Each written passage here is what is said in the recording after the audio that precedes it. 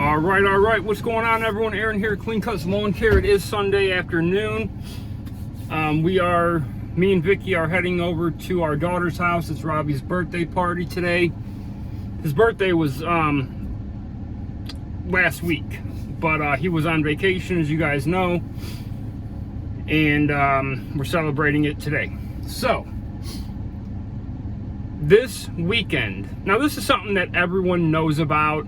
Everyone has dealt with that's in this industry.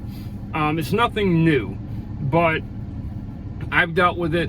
But Friday and Saturday of this past, yesterday and Friday, so Friday, Saturday, I got 3 different calls for estimates. All 3 of them were complete bullshit, and I'll tell you why.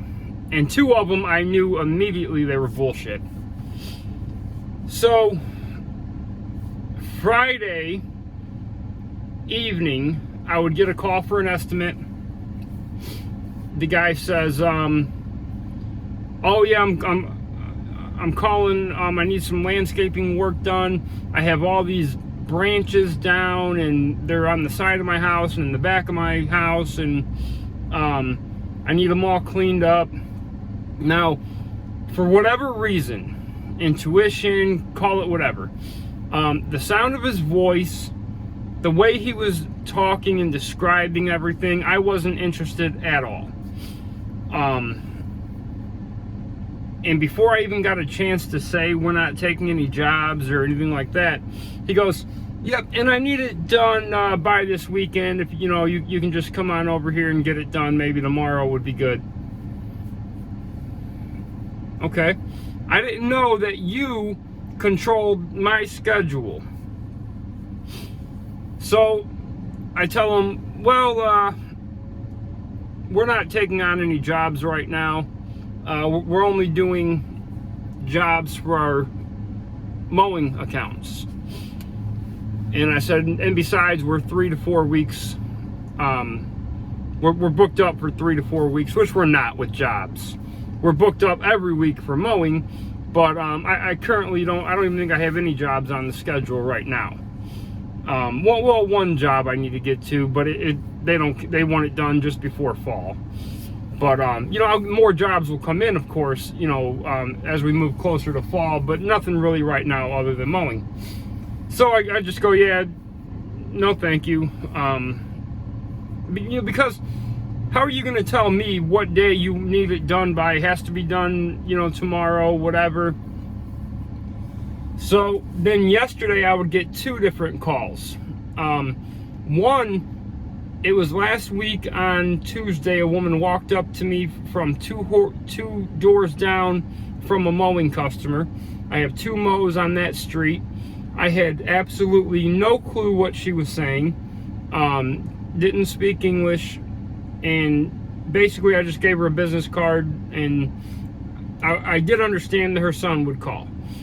So he would call, leave me a voicemail.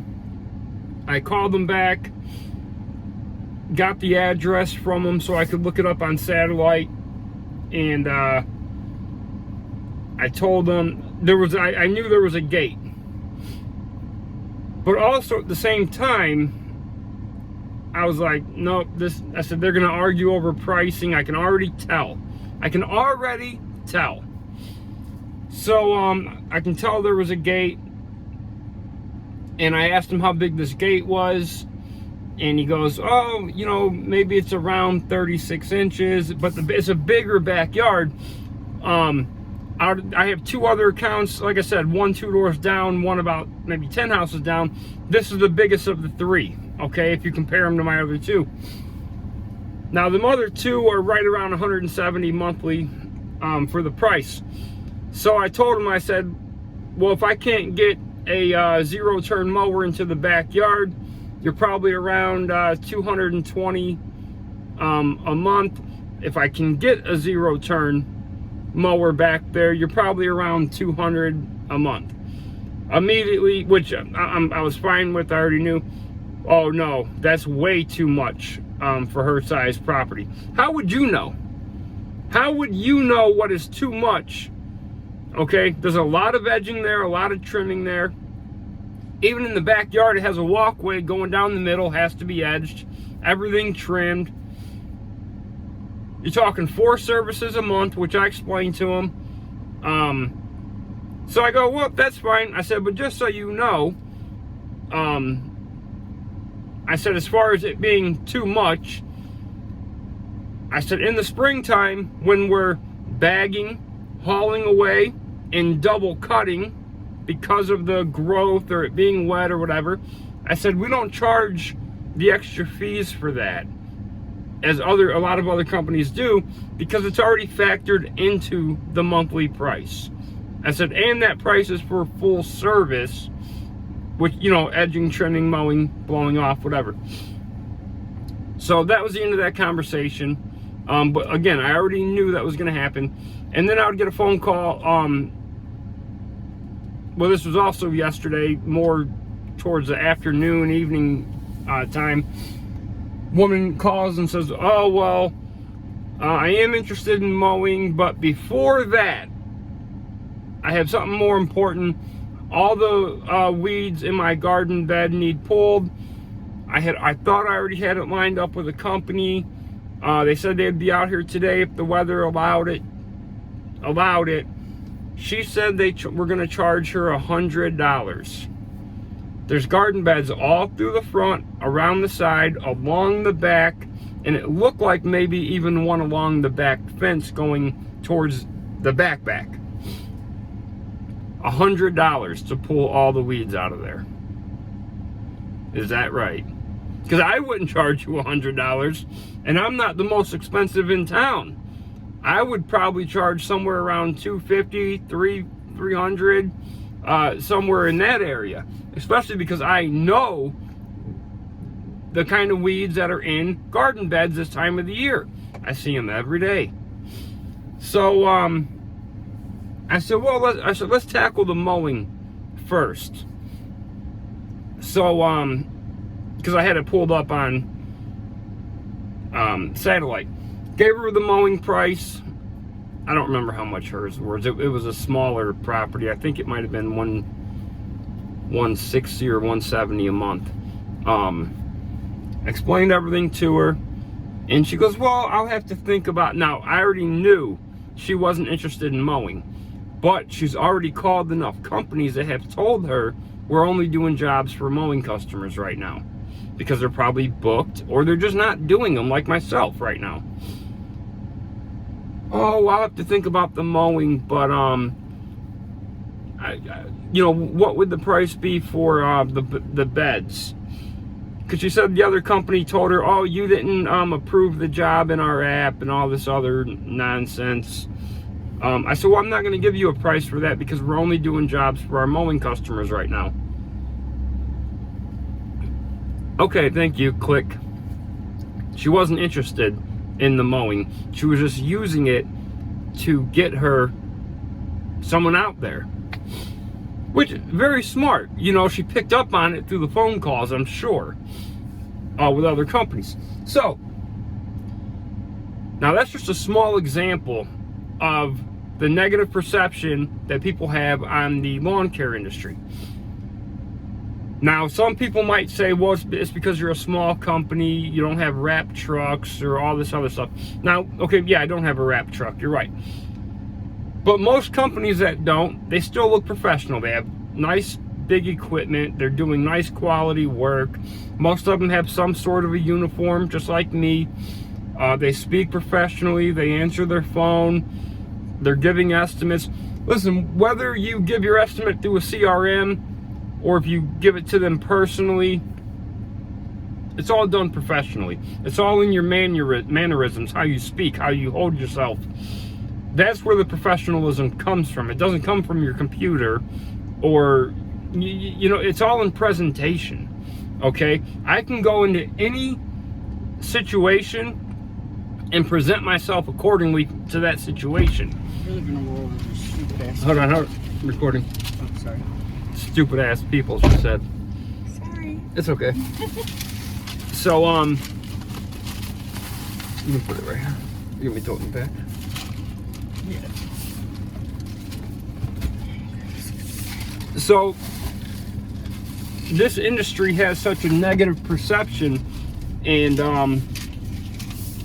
even if you look at someone as big and as professional as someone like Mike Andes, which if you watch any lawn care channels, you know who he is and you watch his stuff. Now look at how big his company is, international even, 100 and almost 200 locations.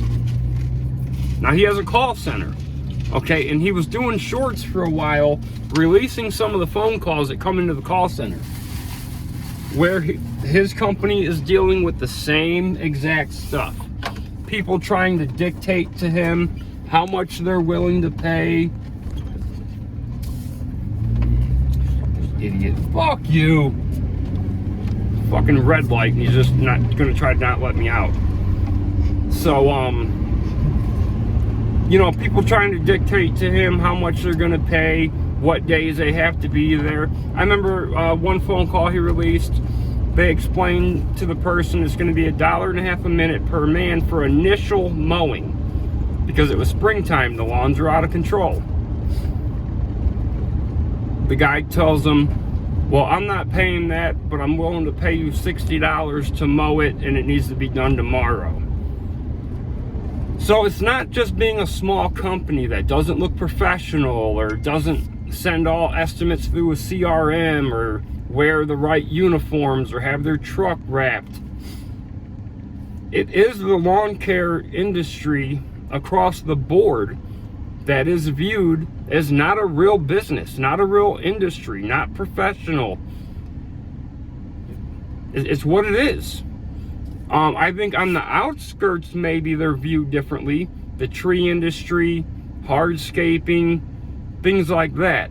But when it comes to the mowing, the landscaping like mulch install, shrub trimming, things like that, it's not viewed as a whole as a professional industry. And what is the industry related to? Well, I've said it 100 times. It's related to Little Timmy from down the road and Hobo Joe from down the road. Okay? Because you have Little Timmy, who he will come up to your house with his parents' mower and trimmer and a broom, and he'll mow your lawn and trim it and all that and clean up for 15 bucks. And good for Little Timmy. Keep on hustling. Then you got Hobo Joe. Now he'll come mow your grass and trim it with your equipment for a 6-pack and a pack of Marlboros. And that is what the industry kind of gets seen as. And it's because there's so many of them there. Almost every street has a Little Timmy and a Hobo Joe. You know a Little Timmy, I know a Little Timmy. You know Hobo Joe? Shit, I grew up with Hobo Joe. I was in the circle with Hobo Joe. I know him. Grew up with him. He was born right next door to me. All right, we did all kinds of stuff. We went to jail together. I know Hobo Joe. You remember Hobo Joe? Yeah, I know him. Knows him. All right, I know him. All right, and like Hobo, you can get him to come clean your gutters, take your garbage out, bring your garbage cans in, mow the grass. He'll, take the dog for a walk and give him a bath. Hobo Joe does it all. If Hobo Joe wasn't an alcoholic and a drug addict, he'd be a rich guy, right? But he can't get his shit together. And that is what this industry is kind of viewed as. And there's nothing wrong with being Hobo Joe. That's who he is, right? And it's like, okay, Hobo Joe, on a bad day, he'll break into your garage, steal your mower and your trimmer, and it's not even worth calling the cops, right? Because he has a good heart, and by the time you go to the pawn shop and get your stuff back, he's already sobered up and he feels bad, and he'll work it off, and there's no point in calling the cops on him, because they're gonna put him in city jail for 3 days. The captain of the facility is gonna give him Big Macs to wash all the windows, and he's gonna go on a little vacation. And he's not scared of a misdemeanor, so why call the cops anyway? Hell, Hobo Joe's middle name is misdemeanor. Okay, he's not worried about that. Him getting convicted on stealing your lawnmower, it's a couple week vacation for him to sober up, clean up, and hit the streets again. He's not worried about it. And even if you did call the cops on Hobo Joe, he's the kind of guy where, like, you would be betraying him. Even if he stole your mower and put it at the pawn shop, you would be betraying him. So that is what people know, and little Timmy, and that's what they kind of compare the industry to.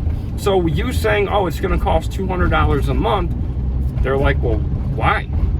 Why would it cost that much for you to come out here in the spring when the grass is growing like crazy and wet, cut it 2 or 3 times, bag it, fill up half of your truck with just my house, run all the edges, all the trimming, blow everything off, even though it's a complete disaster in the spring, come back out, you know, when it's 90, 95, 100 degrees, you're puking, dehydrated, can barely friggin' get my yard done.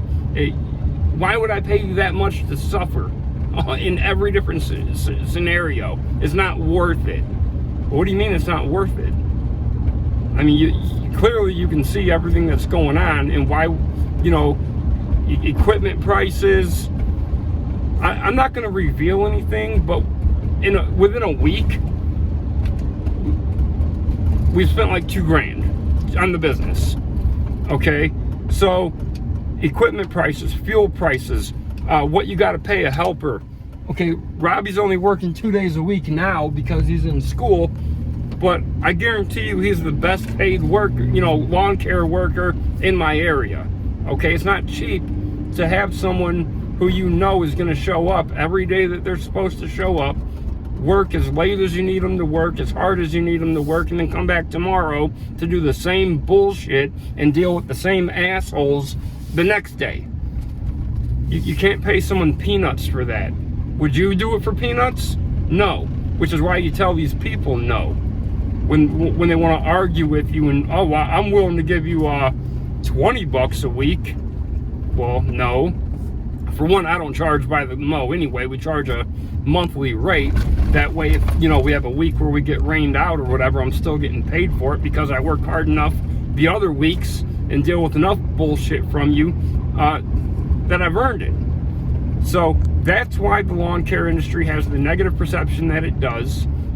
And I don't know what's going to fix it or how to fix it, because if a guy as successful and as big and as smart as Mike Andes hasn't been able to figure it out, I don't know how the hell I'm going to do it or how you're going to do it. So anyway, that's the end of the video. If you like the video, hit like, subscribe to the channel, leave a comment down below. Let me know everything I'm doing wrong. And fuck that dude who wouldn't. I would have smacked the shit out of him.